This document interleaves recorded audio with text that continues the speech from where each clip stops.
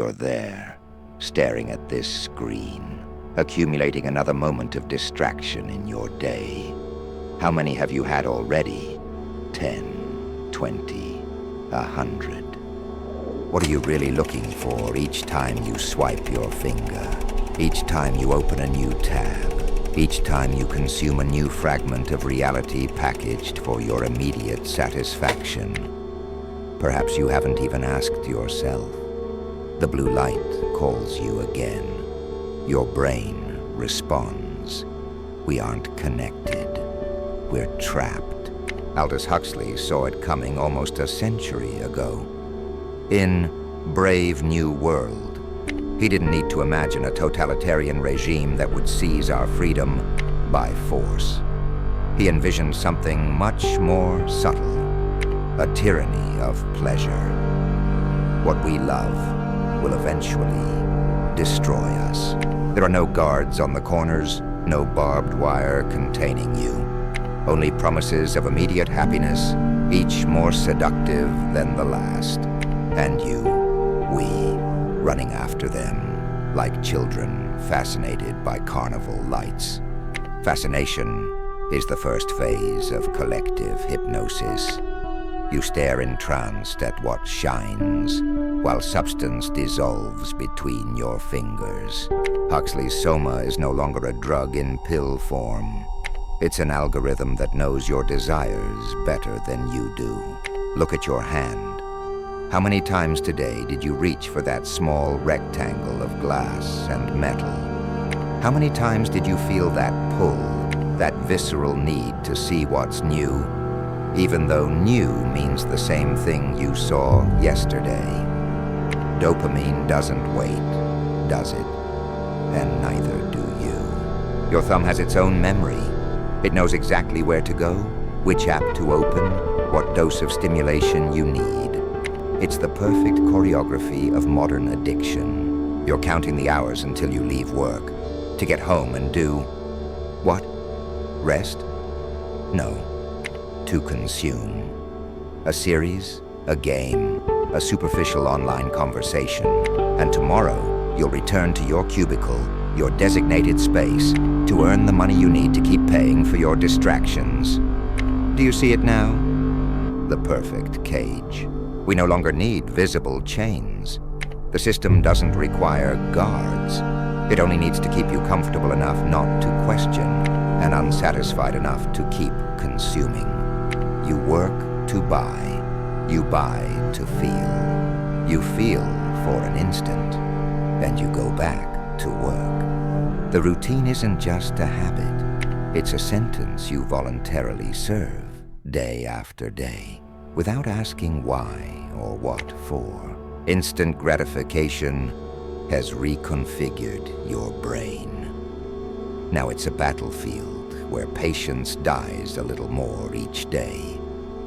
They've turned you into a being incapable of waiting, incapable of silence, incapable of facing that emptiness you desperately try to fill. And the worst part, you believe it's your choice. This is what Huxley saw with terrifying clarity. A really efficient totalitarian state would be one in which the all-powerful executive of political bosses and their army of managers control a population of slaves who do not have to be coerced because they love their servitude. You love your servitude. You call it freedom, the perfect ignominy, passionately defending the very chains that imprison you, polished to shine like jewels. Ask yourself, when was the last time you experienced pure boredom without automatically reaching for something to distract you? Boredom, that empty space where creativity is born. That silence where you could, finally, hear yourself. Huxley wrote, "Most human beings have an almost infinite capacity for taking things for granted." He wrote this decades before you had a device capable of offering infinite entertainment in your pocket. Your attention is the most valuable resource you possess, and you're giving it away for crumbs of pleasure. The emperors of ancient Rome knew it well. If the people have bread and circuses, if they're entertained, they won't question the structure that simultaneously sustains and suffocates them. Time passes. It's not a metaphor. It's a brutal fact. Every second you dedicate to empty distraction is 1 second less of your life. Are you comfortable with that exchange? No one on their deathbed regrets not having spent more time looking at screens. No one regrets not having accumulated more likes. Regret comes from another place, from moments not fully lived, from deep conversations avoided, from having settled for a diluted version of existence. You're trading your life, your one unrepeatable life, for mass-produced entertainment. And the tragic part isn't that you make this exchange, but that you're not even aware of its value. Like a child trading a diamond for candy, without understanding the magnitude of what they're giving away. The fact that men have learned to tolerate one another does not necessarily mean that they have learned to understand one another. Another of Huxley's insights that resonates today. We tolerate each other en masse, connected but separated by digital walls.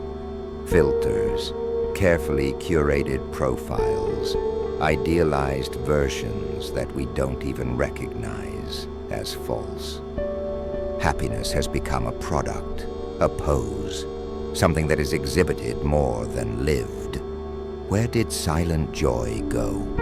The satisfaction that needs no external validation. Your existence is no less real for not being documented.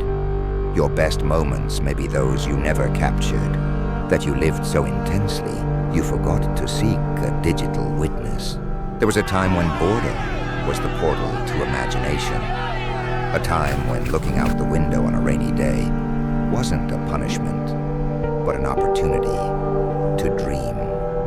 Now you fear that emptiness, as if it were an abyss that could devour you. And perhaps you're right to fear it, because in that silence, you might encounter uncomfortable questions. Who are you when no one is watching? What remains of you when you turn off all devices? What voices emerge from the silence? An identity built on external validation is like a sandcastle. Impressive at first glance, but unable to withstand the first wave of solitude. The anxiety you feel when you forget your phone isn't casual. It's a symptom. Your brain has been redesigned to need constant stimulation, to panic at the idea of being alone with yourself. Experience is not what happens to you. It's what you do with what happens to you, wrote Huxley. And what are you doing? Converting experiences into content, moments into posts, life into spectacle. The modern paradox: we've never had so many ways to connect and never been so alone. That profound loneliness, the one you feel even surrounded by virtual friends, isn't a failure of the system. It's its most refined product. Work without joy is slavery. Another of Huxley's insights that resonates today with devastating force. You work to maintain a lifestyle that doesn't give you time to live. You produce to consume. You consume to forget that you produce. The wheel keeps turning, and you with it. 5 days to earn, 2 days to spend. And meanwhile, life, real life, slips away between the recesses of your overloaded schedule, between notifications and alarms, between deadlines and empty commitments. It's not conspiracy, it's business. Your happiness isn't profitable. Your chronic dissatisfaction, on the other hand, is a gold mine. Advertising is the art of convincing people to spend money they don't have on things they don't need. Huxley astutely observed, they sell you solutions for problems they themselves created. They offer prefabricated identities when you've lost touch with your own. And you accept it. You're even grateful for it. The perverse brilliance of the system, making you believe that each purchase is an act of liberation, when in reality it's another link in the chain that ties you to the wheel of production and consumption. We no longer live our lives, we document them. We don't experience moments, we collect them like digital trophies. We don't fully feel, we constantly evaluate how that feeling will look when we share it. Filters for reality, filters for your emotions, filters for your truth. Your memories are now digital files, externalized on servers that don't even belong to you. And when they disappear, because they will, what will remain of everything you didn't live because you were busy recording it? The system doesn't need to forbid you from thinking. It just needs to keep you too busy, too entertained, too comfortable for deep thought to be inconvenient. Facts do not cease to exist because they are ignored. One of the harshest truths Huxley left us, and the fact is this: they're stealing your life, minute by minute, scroll by scroll, purchase by purchase. The most effective slavery isn't imposed with whips. It's implemented with algorithms that know your desires before you do, that anticipate your movements, that make you believe each click is a free decision, when in reality, you're following a perfectly designed path. But here comes the part they don't want you to know you can wake up. It's not easy. Addiction never is. Your brain will protest. You'll feel that pull, that anxiety, that threatening emptiness. But on the other side of that emptiness is something you've forgotten. Your own voice, your own thoughts, not the ones they've programmed you to have. Experience is not what happens to you. It's what you do with what happens to you. Huxley, once again, pointing us toward true freedom. The first step toward freedom is recognizing the chains. The second, even more painful, is admitting that you yourself have been polishing their shine for years. You don't need a violent revolution. You just need tiny daily revolutions in your way of relating to the world. Moments of deliberate silence, spaces of intentional boredom, zones free from artificial dopamine. Reclaim your attention. It's the first step to reclaiming your life. True rebellion today isn't in grand gestures. It's in turning off notifications, in turning off your phone for an hour, in looking into the eyes of the person speaking to you without the anxiety of checking if a message arrived. Hell isn't a place, but a mental condition, wrote Huxley. And so is modern slavery. A mental state that confuses comfort with freedom. But you can choose differently.